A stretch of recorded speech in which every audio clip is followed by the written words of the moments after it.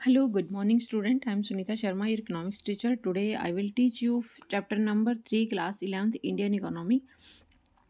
Features problems and policies of agriculture. Agriculture की क्या क्या पॉलिसीज़ हैं, क्या क्या प्रॉब्लम है, फीचर हैं, इनकी कृषि की विशेषताएं, समस्या और नीतियाँ। सबसे पहले हम उसके इंट्रोडक्शन की बात करते हैं। कृषि का अभिप्राय उन सभी क्रियाओं से है जिनका संबंध फसलों के उत्पादन के लिए, भूमि को जोतने के लिए होता है। फसलें हम जिसमें खाद्यान्न फसलें और जो गैर खाद्यान्न फसलें वे भी आती। गैर खाद्यान्न में हम जूट और कपास को ले लेते हैं, और जो खाद्यान्न फसलें वो है हमारी चावल और गेहूँ।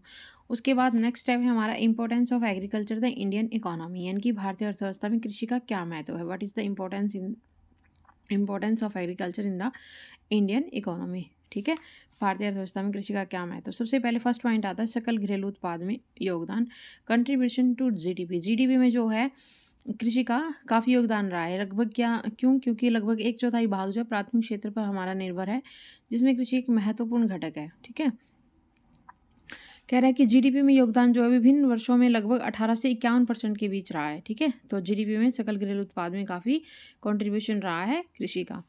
नेक्स्ट पॉइंट हमारा सप्लाई ऑफ वेस्ट गुड्स, यानी कि जो मजदूरी वस्तु का उत्पादन फसल में जो खेत में जो है खेती में केंद्रीय महत्व रखता है। यानी कि जो मजदूरी वस्तुओं की हम मजदूरी करने के लिए जो हमें वस्तु चाहिए, जो मजदूरी वस्तुएं वे वस्तुएं होती हैं जिनका देश की जनता अपने जीवन में योग्य आवश्यकताओं को संतुष्ट करने के लिए उपभोग करती है। यानी कि उन जो मजदूरी वस्तुएं होती हैं उनके लिए सप्लाई करने में काफ़ी हेल्प करता है। जैसे कि हम जान सकते हैं इनमें गेहूँ, चावल, दालें, मक्का, बाजरा, तिलहन आदि कृषि वस्तुएं इसमें शामिल की जाती हैं। इनकी इन वस्तुओं की सप्लाई करने में भी एग्रीकल्चर जो है काफ़ी सपोर्ट करता है। 121 करोड़ लोगों के भोजन एवं 51 करोड़ पशुओं के चारा उपलब्ध कराता है। ये डाटा भी पुराना है, थोड़ा नया देख लेना। उसके बाद है एम्प्लॉयमेंट में जो है कृषि एक रोज़गार का साधन बनती है। क्योंकि जो जिनको हम काफ़ी आज लोग 50% से अधिक जो लोग जो है कृषि क्षेत्र में लगे हुए हैं। क्योंकि सब लोग ऐसे नहीं हैं कि वही बाहर काम करने निकल सकते हैं, कुछ प्रॉब्लम्स भी होती हैं, तो इसलिए वो अपना साधन मान लेते हैं कृषि को। जिसके पास बहुत ज़्यादा भूमि होती है वो तो अपना कृषि से ही गुजारा करते हैं। नेक्स्ट पॉइंट है हमारा औद्योगिक कच्चा माल। उद्योगों के लिए कच्चा माल भी हम यहाँ से लेते हैं, जैसे उद्योगों को कपास के रूप में, तेल उद्योगों को तेल बीज के रूप में, चीनी उद्योग गन्ने के रूप में आदि आप सप्लाई करते हैं। इंडस्ट्रियल रॉ मटेरियल के रूप में हेल्प करती है। नेक्स्ट पॉइंट हमारा अंतर्राष्ट्रीय व्यापार को योगदान, contribution to international trade. International trade में भी हम जो है कृषि का महत्वपूर्ण योगदान रहा है। जैसे भारत में चाय, जूट, कपास, तंबाकू, कॉफ़ी, मसाले आदि कृषि वस्तुओं का जो हम निर्यात करते हैं। मसालों का तो हमारी जो है भारत देश कभी से ही प्रसिद्ध रहा है इस चीज़ में, तो कृषि वस्तुओं का निर्यात करते हैं। विदेशी विनिमय के कोष में महत्वपूर्ण योगदान इसका रहा है। नेक्स्ट पॉइंट देखते हैं। मेरे चैनल को लाइक, शेयर, सब्सक्राइब भी कर दिया करो भाई। ठीक है, नेक्स्ट पॉइंट है आपका घरेलू व्यापार में योगदान, contribution domestic trade.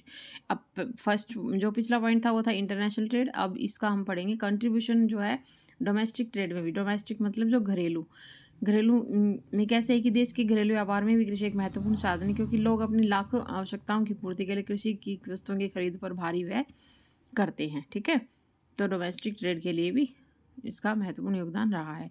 Next point है हमारा यातायात उद्योग का आर्थिक सुधार। आर्थिक सुधार में भी इसका काफ़ी इंपॉर्टेंट जो है रोल रहा है। Economic fulcrum of transport industry. कृषि भारत में यातायात योगदान आर्थिक आधार के रूप में कार्य करती है। जैसे भारत में हम रेल मार्ग है, सड़क मार्ग है, दोनों अधिकांश कृषि वस्तुओं को लाते हैं ले जाते हैं, तो यातायात में भी ये काफ़ी सहायक है। नेक्स्ट पॉइंट हमारा वेल्थ ऑफ द नेशन। देश का एक बहुत बड़ा भाग कृषि क्षेत्र में, धन का एक बहुत बड़ा भाग है जो कृषि क्षेत्र में संचित किया जाता है। यानी कि स्थायी मजदूरी पूंजी के रूप में भूमि खेत का स्थान सबसे ऊंचा होता है, इसलिए करोड़ रुपए की पूंजी और छोटी सिंचाई परियोजना यहाँ से निवेशित की जाती हैं। तो ये तो हुई थी हमारी some importance of agriculture in the Indian economy. Next point हम पढ़ते हैं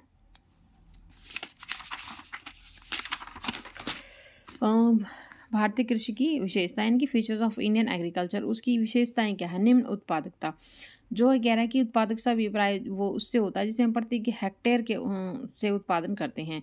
विश्व के उन्नत देशों की तुलना में भारत में कृषि उत्पादकता बहुत ही निम्न है, जो इसकी विशेषता को प्रकट करती है। देख लो भाई, चावल का इतना उत्पादन है, चीन में इतना है, यूएसए में इतना है विश्व का, औसत इतना है। अब गेहूं का देखिए, भारत में इतना है, चीन में इतना है, इसमें इतना है। मक्का ऐसे ही भारत में इतना है, चीन यूएसए में इतना है। उसके बाद छिपी हुई बेरोजगारी, यहाँ पर छिपी हुई डिस्गाइजेशन एम्प्लॉयमेंट पाई जाती है। इसकी बहुत महत्वपूर्ण इंपॉर्टेंट विशेषता है। ये कई बार यहाँ से क्वेश्चन आ जाता है कि एग्रीकल्चर में कौन सी एम्प्लॉयमेंट बेरोजगारी पाई जाती है। नेक्स्ट पॉइंट पर देखिए, वर्षा पर निर्भरता। एग्रीकल्चर मोस्टली क्या है, बारिश पर लोग निर्भर रहते हैं कि बारिश आएगी तो अब ये करेंगे वो करेंगे, ठीक है। तो ये इसकी विशेषता है। नेक्स्ट पॉइंट हमारा निर्वाह खेती। वो बहुत कुछ लोग जो है अपने सिर्फ निर्वाह के लिए खेती करते हैं, ना कि वो अपने व्यापार के लिए करते हैं। नेक्स्ट पॉइंट हमारा ट्रेडिशनल इनपुट। ट्रेडिशनल इनपुट मतलब जो है परंपरागत तरीके ही लोग जो अपनाए रखते हैं, आधुनिक की ओर कम लोग चलते हैं। जैसे खाद के स्थान पर गोबर का यूज़ कर रहे हैं, आधुनिक रासायनिक उर्वरक का उपयोग बहुत कम किया जाता है। उसके बाद स्मॉल होल्डिंग, जो जोत के आकार हैं वो छोटे हैं, जिनकी भूमि का वह टुकड़ा जिस पर किसान खेती करता है क्या कहलाता है, जोत कहलाता है। अगर वो छोटा है तो उसमें भी काफ़ी समस्या बनती है, ठीक है। तो नेक्स्ट पॉइंट हमारा भूस्वामी काश्तकार संघर्ष, लैंडलॉर्ड टेनेंट कन्फ्लिक्ट। यानी कि एक जो भूमि के बहुत बड़े भाग पर काश्तकारों द्वारा खेती की जाती है। काश्तकार मतलब क्या होता है, वो भूमि के स्वामी नहीं होते, भूस्वामी के भूमि पट्टे पर लेकर, किराए पर लेकर खेती के लिए खेती करते हैं। ओके, तो खेती के लिए लाभ बड़ा भाग जो है भूस्वामी को चला जाता है, जो उसका मालिक है उसको दे देते हैं। तो इस तरह से उनका पूरा लाभ नहीं उठा पाते हैं। नेक्स्ट पॉइंट हमारा बैकवर्ड टेक्नोलॉजी।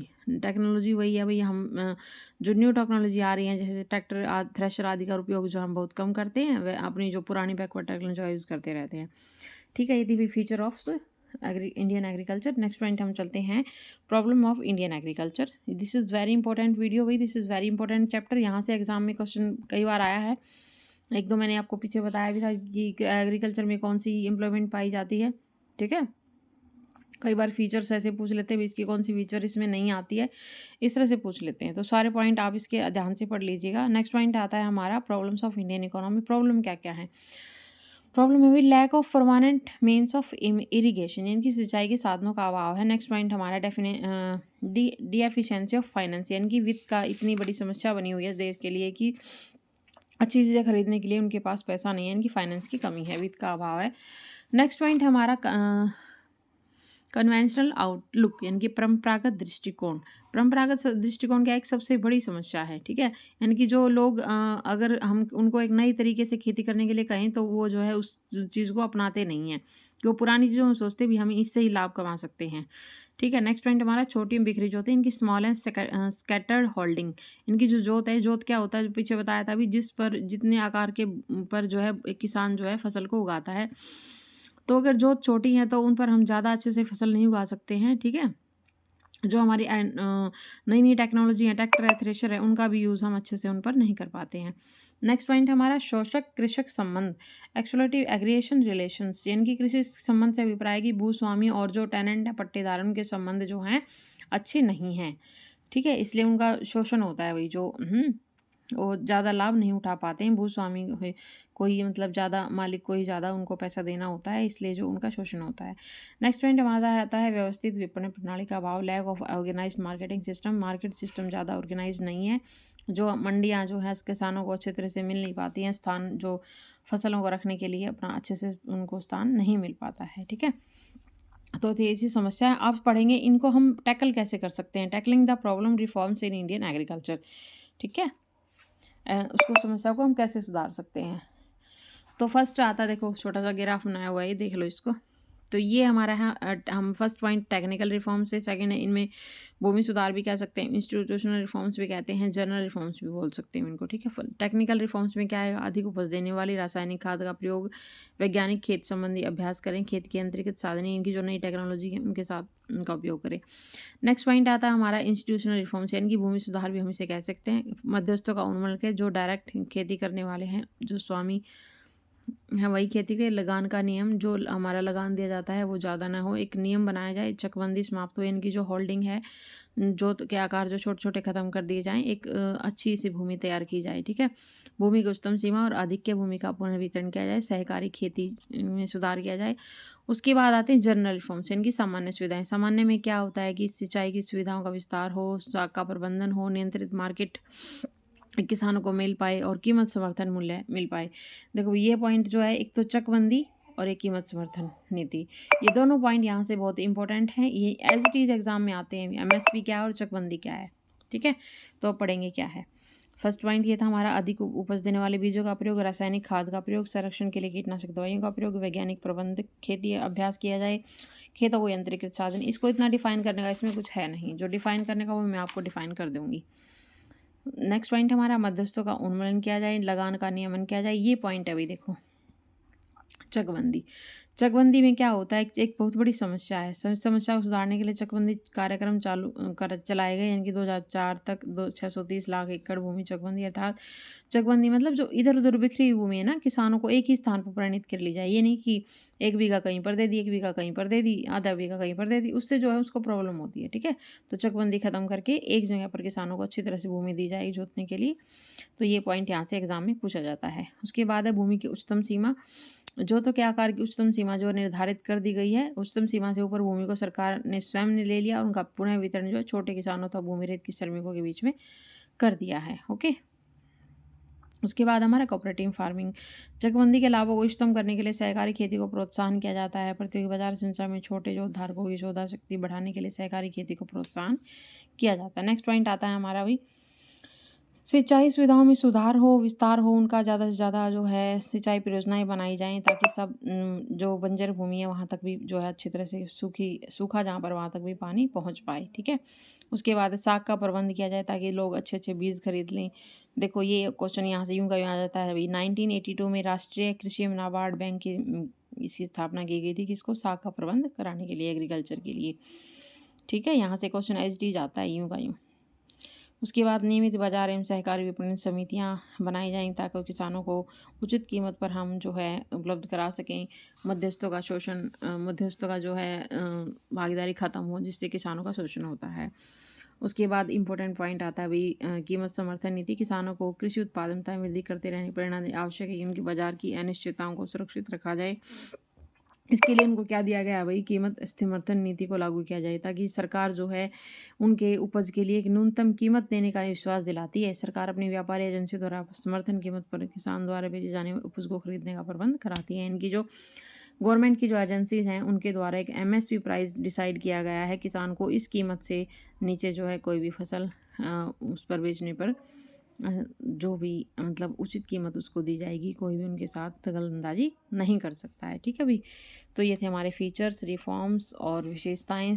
ठीक है, उसके बाद पॉइंट आता है ग्रीन रेवोल्यूशन का। ग्रीन रेवोल्यूशन कब आया है? ग्रीन रेवोल्यूशन जब हरित क्रांति इसका हम बोलते हैं। हरित क्रांति से अभिप्राय है कि उस फसल उस क्रांति से है जब भारी वृद्धि हुई थी कृषि में। दोनों को मिलाकर इस शब्दों का अर्थ है फसल उत्पादन में अत्यधिक वृद्धि है। कब हुआ था? 67 और 68 में शुरुआत की गई थी।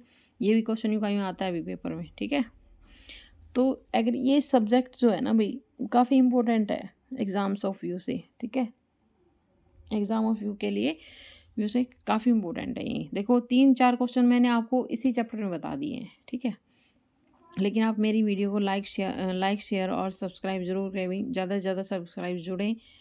ठीक है, और मैं अपने चैनल पर आपको ये जो है पढ़ाती रहूँगी भाई। ये तीनों अवस्थाएँ दी हुई हैं, फर्स्ट फेज़, सेकंड फेज़। ठीक है, इसमें क्या क्या हुआ था, फसल उत्पादकता में वृद्धि हुई थी, क्षेत्रफल में वृद्धि हुई थी इसके अंतर्गत। ठीक है, उसके बाद निर्वाह खेती व्यापारिक खेतों की तरह स्पष्ट परिवर्तन दिखाई दिया था। ठीक है, कृषि किसानों के दृष्टिकोण में काफ़ी परिवर्तन आया। उसके बाद खाद्यान्न उत्पादन में आत्मनिर्भर हो गए लोग। ठीक है, दूसरों पर निर्भर नहीं रहे। ठीक है, उसके बाद भाई ये टॉपिक जो है आपका कंप्लीट हो गया है। ठीक है, मेरे चैनल को लाइक शेयर सब्सक्राइब करें। मैंने काफ़ी इंपॉर्टेंट बातें जो मैंने आपको बता दी हैं इस चैप्टर में जो थी, तो वीडियो को लाइक शेयर सब्सक्राइब जरूर करें। Thank you dear student, channel पर बना ही रहिएगा।